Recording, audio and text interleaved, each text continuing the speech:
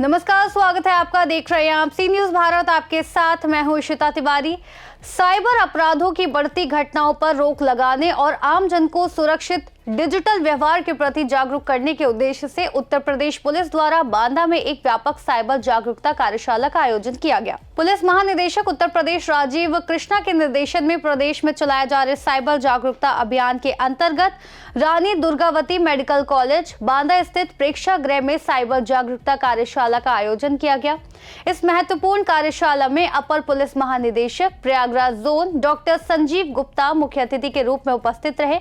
उनके साथ पुलिस उप महानिरीक्षक चित्रकूट धाम परिक्षेत्र बांदा राजेश एस, पुलिस अधीक्षक बांदा पलाश बंसल, पुलिस अधीक्षक महोबा प्रबल प्रताप सिंह, पुलिस अधीक्षक हमीरपुर दीक्षा शर्मा और पुलिस अधीक्षक चित्रकूट अरुण कुमार सिंह की विशिष्ट उपस्थिति रही।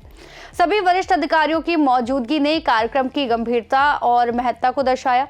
इस अवसर पर चित्रकूट धाम रेंज के समस्त जनपदों एवं उनकी साइबर सेल को वीडियो कॉन्फ्रेंसिंग के माध्यम से कार्यक्रम में जोड़ा गया।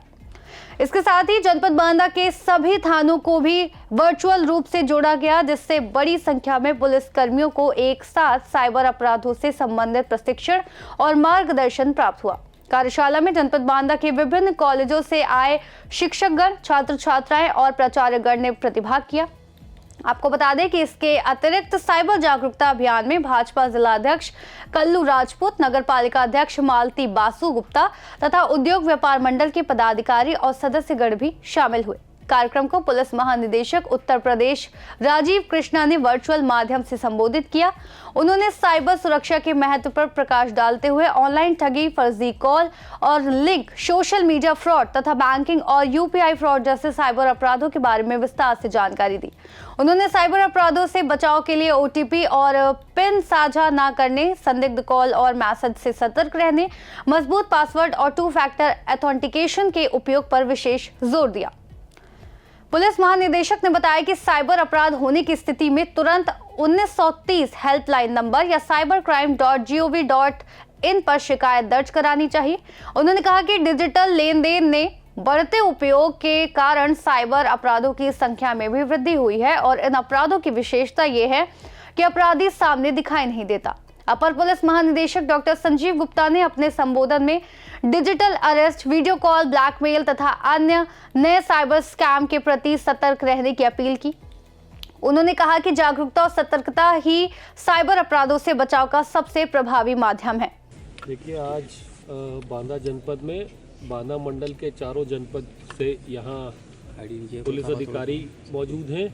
उसके साथ साथ बांदा जनपद के जनप्रतिनिधिगण, पेंशनर्स, आम जनमानस के लोग, स्कूल के बच्चे, कॉलेजों के बच्चे सब मौजूद हैं। आज इस वर्कशॉप का उद्देश्य यही था कि साइबर क्षेत्र में साइबर सुरक्षा, साइबर जागरूकता कैसे की जा सकती है और अपने आप कैसे साइबर अपराधों से बचने के लिए स्वयं क्या करना है और अपने साथियों को जागरूक करना है, उनको कैसे उनकी मदद करनी है, और इसके बारे में विशेष रूप से आज बताया गया। आज इसमें विशेष रूप से हमारे मुख्यालय से रक्षित टंडन, जो कि एक साइबर एक्सपर्ट है, उन्होंने डिटेल में यहाँ सबको बताया है। और इसके बाद हमारा जो दूसरा सेशन है उसमें हमारे जो पुलिस के अधिकारी हैं जो साइबर अपराधों की विवेचना करते हैं, उनमें उनको विवेचनाओं को और बेहतर तरीके से कैसे कर सकते हैं, उनकी कमियाँ क्या रहती हैं, उसके बारे में बताया जाएगा, और ताकि साइबर अपराधियों को हम कड़ी से कड़ी कार्रवाई उनके विरुद्ध करा सकें। हमारे डीजीपी महोदय श्री राजीव कृष्णा जी का ये 1-2 महीने हो गए कार्यक्रम चल रहे हैं पूरे प्रदेश में, हर रेंज में हो रहा है साइबर जागरूकता के ऊपर, क्योंकि साइबर अपराध को अब रोकने का यही तरीका है कि ज़्यादा से ज़्यादा लोगों में जागरूकता हो, प्लस पुलिस का प्रशिक्षण, जिसके थ्रू हम पुलिस को अपडेट करें कि ये जितने नए तरह के अपराध हो रहे हैं इसमें अपराधियों को कैसे पकड़ते हैं और रोकते हैं। तो उसी श्रृंखला में ये बांदा रेंज में ये रखा गया। हमारे एडीजी महोदय सर भी थे यहाँ पे, डीआईजी महोदय थे और सारे एसपीज थे और पब्लिक के सारे लोग थे और पुलिस ऑफिसर्स थे। तो उसमें हमने आज यही बताया कि किस किस तरह के लेटेस्ट साइबर अपराध हो रहे हैं। तो सबसे पहले तो डिजिटल अरेस्ट, जो अभी भी रुक नहीं पा रहा है इतनी जागरूकता होने के बाद भी। कोई बदमाश आपको कॉल करके आपकी जानकारी साझा करता है, उसके पास सारा डेटा होता है और वो आपको डराता है कि आपका नंबर एक आपराधिक गतिविधि में पाया गया है या किसी आतंकवादी से लिंक हुआ है।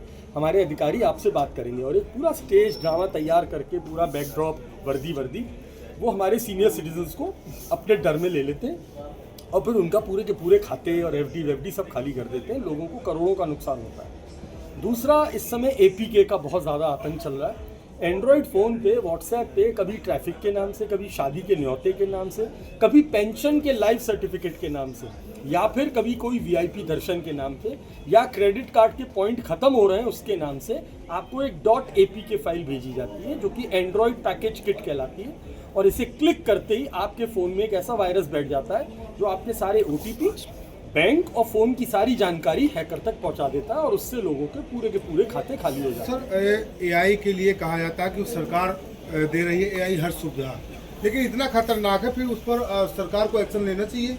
देखिए, AI खतरनाक नहीं है, चलाने वाले के ऊपर होता है कि वो कैसे चला रहा है, सही या गलत। तो आज AI से जो मामले दिख रहे हैं, सामने आ रहे हैं, वो AI से नकली वीडियो बना लेते हैं, आवाज़ और कुछ सेलिब्रिटीज़ के वीडियो बना के वो चला देते हैं कि आप इसमें पैसा निवेश करिए, आपका पैसा 400% बढ़ेगा।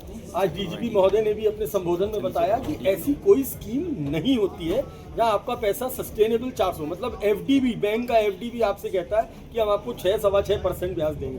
तो वो आपको कहां से 300% का रिटर्न दे रहा है, ये आपकी अपनी समझ होनी चाहिए।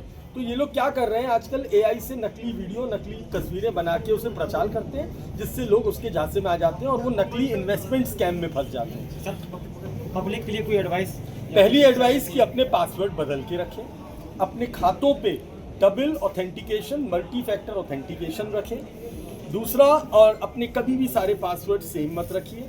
कोई भी अनजान ऐप अपने फ़ोन में अब इंस्टॉल मत करिए, वो फ़ोन नहीं, वो आपका जीता जागता बैंक है आप जो हाथ में लेके घूम रहे हैं। अपने फ़ोन बच्चों के हाथ में कभी मत दीजिए, खासतौर से वो फ़ोन जिसके अंदर आपके बैंक्स हैं। और जो मेरे सीनियर सिटीजन्स हैं उनको एजुकेट करना बहुत ज़रूरी है, क्योंकि आजकल वो भी स्मार्टफोन यूज़ करते हैं, उनके पास भी बैंक्स हैं। तो उनको मेरी राय ये है कि जो उनका मेन खाता है जिसमें वो अपनी सारी सेविंग्स रखते हैं, अब तक की सारी मेहनत की कमाई, FD, शेयर्स रखें, उस फ़ोन को मतलब उस खाते को तो सिम को अलग कर लें बिल्कुल, और एक नॉर्मल से छोटे फ़ोन में डाल के रखें और उसमें सिर्फ नेट बैंकिंग की सुविधा ले लें। एक नए सिम से एक नया खाता खुलवाएं, चलता हुआ सेविंग खाता, और उसको स्मार्टफोन में रखें और उसमें उतना पैसा रखें जो उनको महीनेदारी के लिए ज़रूरत होती है, अपने शॉपिंग के लिए, दवाइयों के लिए, और पेटीएम के लिए, UPI के लिए, गूगल पे के लिए। तो ये एक उनको सुरक्षित रख सकता है, क्योंकि देखिए वो लोग इस समय बहुत ज़्यादा वल्नरेबल हैं। और तीसरा, हमारे छोटे बच्चे, मैं पेरेंट्स को ये कहना चाहूँगा, अपना फ़ोन जिसमें वो बैंक रखते हैं, पैसा रखते हैं, वो कभी किसी भी उम्र के बच्चे को खेलने के लिए ना दें। अभी लखनऊ में एक 12 साल के बच्चे ने अपने पिताजी के 14 लाख रुपए ख़त्म कर दिए एक गेम के अंदर, और फिर इतना डर गया कि उसने गलत काम कर लिया। तो हम नहीं चाहते कि ऐसी दुर्घटनाएँ और हो। और तीसरा, बच्चों क्या देख रहे हैं, उनका स्क्रीन टाइम कम करिए, और माँ बाप की ये जिम्मेदारी है कि उम्र देखें। बांदा से सी न्यूज़ संवाददाता कुलदीप की रिपोर्ट। कार्यशाला के माध्यम से पुलिस प्रशासन ने आमजन और पुलिस कर्मियों को ये स्पष्ट संदेश दिया है कि साइबर सुरक्षा के प्रति जागरूक रहकर ही डिजिटल युग में स्वयं को सुरक्षित रखा जा सकता है। फिलहाल इस खास रिपोर्ट में इतना ही। देश और दुनिया की तमाम बड़ी खबरों के लिए आप देखते रहिए सी न्यूज़ भारत।